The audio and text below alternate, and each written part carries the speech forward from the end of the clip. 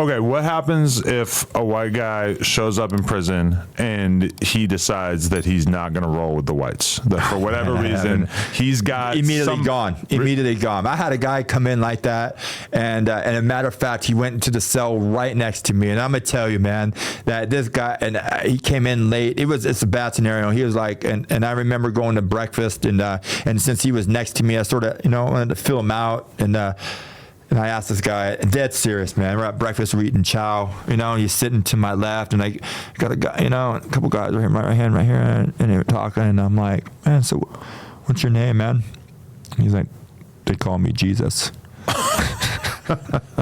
And he's like, nobody will with me because I'll give him the wrath. And I swear to God. And so you're just like, oh, and I know exactly when he said this, I'm like, oh man, this is one of those things that's going to happen, and this guy, I'm going to tell you, so I because you can't handle somebody acting like they're untouchable to you. That's just not going to fly. I can't just be like, roll this guy up. I can't have him in the storm. I got to have a younger guy go in there and run up in the cell, and they got to fight it out. And I remember he's like the next person. This guy, Jesus, was like the next guy that runs up in my cell. I'm a fucking beat the shit out of. And I remember hearing he said that, and he said I'm gonna scratch the shit out of him. And he had these nails, like and I'm gonna tell you, I had a guy. Dudes do that? They just like grow your nails out. This guy did, and I'm gonna tell you, I had a guy run up in that cell. And it was right next to mine, so I heard every single bit of it, dude. And I'm gonna tell you, man, that he scratched the living shit out of the guy that went inside there. And I remember watching him through my cell window on the floor right there as they pulled this crazy guy out. They pulled this guy out that was Jesus, man, in my butt, and the cops sort of knew what was going on, and stand like, this dude couldn't be in our building, he had to go, no Jesus. But wait, so he didn't want to roll with the whites? He didn't want to roll with nobody. He thought he can just be, okay. He just thought he could just, he thought, people come in there and they think they can just run their own program, and you can't just be like, I'm a nobody. I'm a read my book, and no, you can't. What if it's a white guy who politics with the blacks on the outside? Man, I've been on the. Is that possible for him to be respected? There was a couple guys that coming along and iron one and stuff like that. And I remember a white guy came along, and I remember he pulled off his shirt, and the shirt said white bread. And I remember it was only within a day that they were in a full-on riot over that, White bread meaning what? He was a white guy running black. Oh, okay. And his name was White Bread, okay. And the whites we're not having it, and so on site, And so it doesn't matter if the black dudes are all like, doesn't matter. Nah, that's our boy. We fuck with him. That usually like that hood or that neighborhood or whoever he belongs to and stuff like that. Like it's what's going to happen, and we know, like we. When I was there and when I was doing the time, that was not happening, and so it was like an on-site thing that a white guy is going to just it's going down. So what if this guy has been in the streets? He's been a blood for 10 years. He's like one of the few white guys.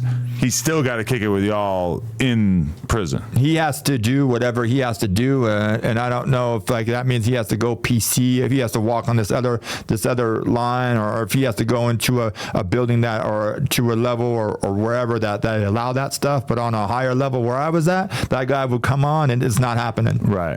You're not walking around here, Okay. I respect it. Creole, a white guy, and then there'd be ones they'd come along and they'd be like I don't know if Arkansas or South Dakota, they have like that accent, and they have the braids and they have all this stuff, man, and just be like, hey, we all know down south white dudes that have absolutely no clue that they're white. Yeah. It's like a whole type. I can think of a lot of different guys in my head right now. Yeah. That's a personality type for sure. I mean, it is so interesting how woke people or people on the left really value a multicultural society so much, but then when you look at how people who are really don't have a lot of privilege or whatever in prison, how they organize themselves, it's just taken as a default that the simplest, least conflict is going to be attained by splitting ourselves up. And to be fair, like when I think about like the lunchroom in high school and shit, or even college, whatever, it's like segregation, right? Yeah, like there was basically like heads, you know, you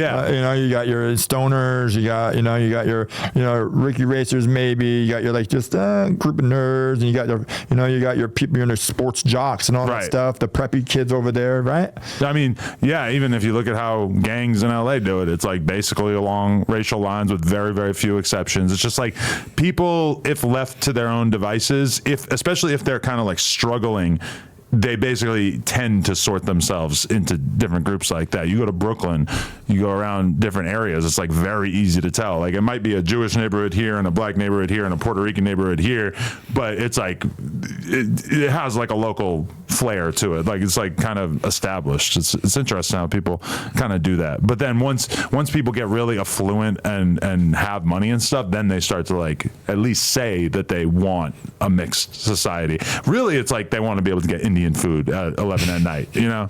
It's like they probably don't really want to deal with any negative stuff related to multiculturalism. They just want like the privileges. Yeah, that's what everybody wants, right? Yeah. But okay, so did you feel like when you got out, are you like actively racist, or is I was, man. I was. Okay. I was. It was ingrained in my head, and I'm getting out, and I really had that. It was just like being in there for so long and living that political life inside the system that I was, man. I might not like. I wasn't like, it was just like I couldn't deal with the other races. It was really hard for me to have a relationship with the other races when I was out. It was just hard. It was just hard, man. It was just something that was ingrained in me, and then, and like I couldn't trust them. Like I want to do business with them. It was just, it was something, and it's interesting how people who become indoctrinated into like the prison lifestyle, like there was a whole controversy a few months ago because there's a Mexican rapper named Lefty Gunplay who did like 8-9 years in prison, and somebody in an interview asked him like,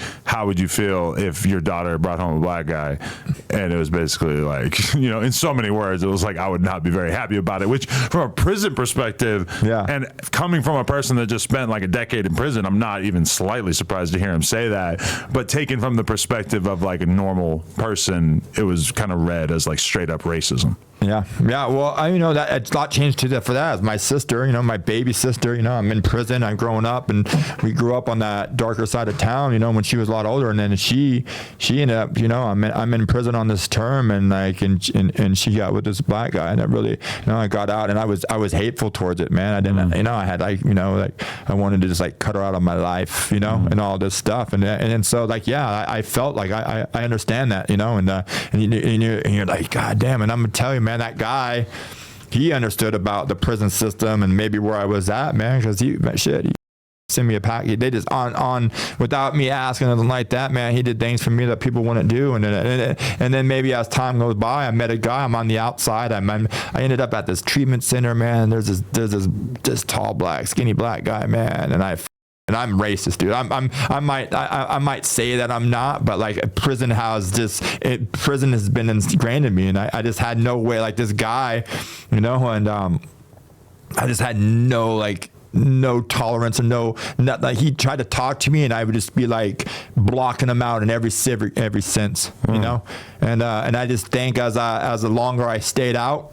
And the longer I stayed out, a lot of this prejudice that I gained inside the prison system just sort of left me. I started doing a lot of self-work. I changed my life, man. And all that stuff that I was living by and work and all that stuff, just sort of as time goes by, and speaking about it like stuff like this, all that stuff just starts to shred off you, man.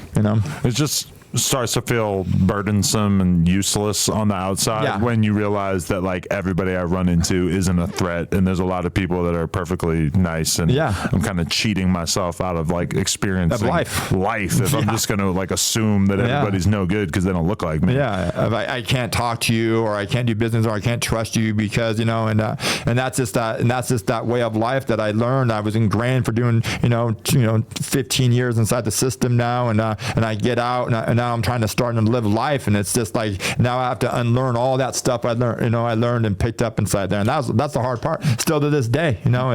Before we move too far past it though, you said your sister was dating a black guy and you were upset about it, so he sent you like. No, I'm full on. I'm on a prison term. I'm on the yards and all this stuff. And my sister sends me a picture, you know, and like she tells me, you know, she's my sister, my baby sister was like, we grew up, and, you know, and doing all this, you know, she, you know, but, you know, and she got with the black dude and she respected me and she told me about what she did. And she said, like, you can either not talk to me or you can, but this is my decision. You know, you can't, you know, I'm not letting, you know, type, you know, and I had him, and I embraced, I loved my sister.